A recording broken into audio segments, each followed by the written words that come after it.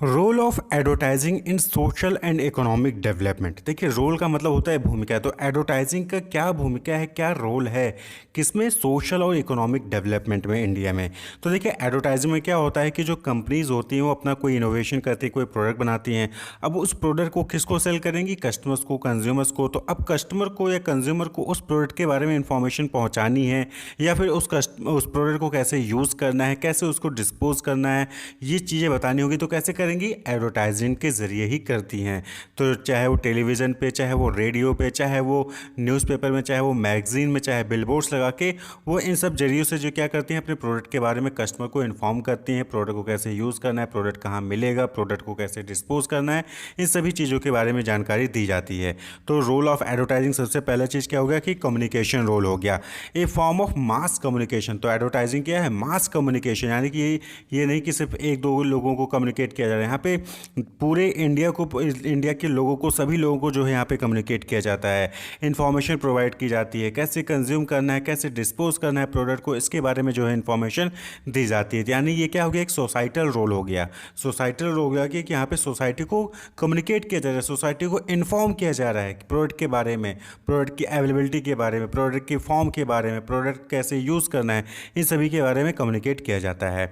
Next है consumer choices. तो देखिए, जब आपको एडवर्टाइजमेंट किया जाएगा तो अलग अलग जो ब्रांड्स हैं वो अपना एडवर्टाइजमेंट करेंगी। जब अलग अलग ब्रांड्स अपना एडवर्टाइजमेंट करेंगी तो आपको, यानी कि बीइंग अ कंज्यूमर, आपको पता चलेगा कि अच्छा, एक नीड को फुलफिल करने के लिए आपके पास 4-5 ऑप्शन है। अब जैसे आपको नूडल्स खाने हैं तो मैगी है, यप्पी है, या फिर कोई दूसरा पतंजलि का ब्रांड है, तो आपके पास मल्टीपल चॉइसेस हैं और आप जो है उसमें से बेस्ट को सिलेक्ट कर सकते हैं।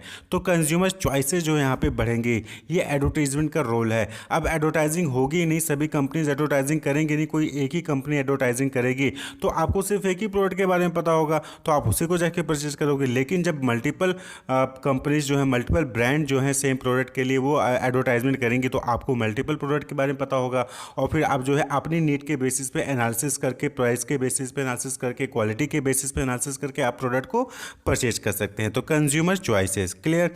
नेक्स्ट है जनरेशन ऑफ एम्प्लॉयमेंट। अब देखिए, एडवर्टाइजिंग जब होती है तो वहाँ पे एडवर्टाइजिंग मैनेजर्स चाहिए होती हैं। एड्स को बनाना है, एड्स को डिस्प्ले करना है, एड्स को प्ले करना है, बिलबोर्ड्स लगाने, तो वहाँ पे ह्यूमन रिसोर्स की रिक्वायरमेंट होती है। तो बट ऑब्वियसली बात है कि जब एडवर्टाइजिंग ज़्यादा होगी तो एम्प्लॉयमेंट भी क्या होगी? एम्प्लॉयमेंट भी जनरेट होगी। क्लियर। अब एडवर्टाइजिंग का जो सेकेंडरी इम्पैक्ट देखिए, तो एडवर्टाइजिंग होगी तो प्रोडक्शन बढ़ेगा, डिमांड बढ़ेगा, डिमांड बढ़ेगा तो प्रोडक्शन बढ़ेगा, जब प्रोडक्शन बढ़ेगा तो वहाँ पे अगेन ह्यूमन रिसोर्स की रिक्वायरमेंट होगी। तो यानी कि एडवर्टाइजिंग क्या है? ये एम्प्लॉयमेंट जनरेट करता है। अगेन ये क्या हो गया? सोसाइटल बेनिफिट हो गया। किसका? सोसाइटल रोल हो गया एडवर्टाइजिंग का सोसाइटी को डेवलपमेंट करने में। Increase standard of living. तो जब आपके पास डिफरेंट नए नए इनोवेशंस होंगे, प्रोडक्ट्स आप अवेल करेंगे, कंज्यूमर नए नए प्रोडक्ट्स को परचेज करेगा, तो उसकी स्टैंडर्ड ऑफ लिविंग भी क्या होगी? यानी कि जो कंफर्टेबिलिटी है वो भी क्या होगी? इंप्रूव होगी, इंक्रीज होगी। क्लियर। नेक्स्ट है promotes competition among different brands of same product. Advertising के ज़रिए क्या होगा कि कस्टमर को डिफरेंट प्रोडक्ट के बारे में पता चलेगा। जब डिफरेंट प्रोडक्ट के बारे में पता चलेगा तो वो क्या करेगा? वो एनालिसिस करेगा, उसके बाद जो बेस्ट प्रोडक्ट होगा उसको परचेज करेगा। यानी कि बेस्ट प्रोडक्ट बनने के लिए अब क्या होगा? कंपटीशन बढ़ेगा। किस में? एडवर्टाइजर्स में। जो कंपनी प्रोडक्ट बना रही है उन कंपनीज के बीच में कंपटीशन बढ़ेगा और उस कंपटीशन का फ़ायदा किसको होता है? कहीं ना कहीं कस्टमर को होता है। चाहे वो क्वालिटी इंप्रूव करेंगे, चाहे प्राइस को रिड्यूस करेंगे, और इसका फ़ायदा किसको होगा? कंज्यूमर्स को होगा। तो कंपटीशन को प्रमोट करता है कौन? एडवर्टाइजिंग। एक कंपनी एडवर्टाइज कर रही है तो दूसरी कंपनी भी कहेगी कि हम भी एडवर्टाइज करेंगे। क्यों? हम भी कस्टमर को कम्युनिकेट करेंगे जिससे कि हमारा प्रोडक्ट भी जो है सेल इंक्रीज हो, प्रोडक्ट की डिमांड बढ़े। और इस कंपटीशन में कहीं ना कहीं फायदा किसका होता है? कंज्यूमर्स का होता है। नेक्स्ट है नेशनल इनकम। देखिए, नेशनल इनकम मतलब क्या हो गया कि monetary value of goods and services produced in the country.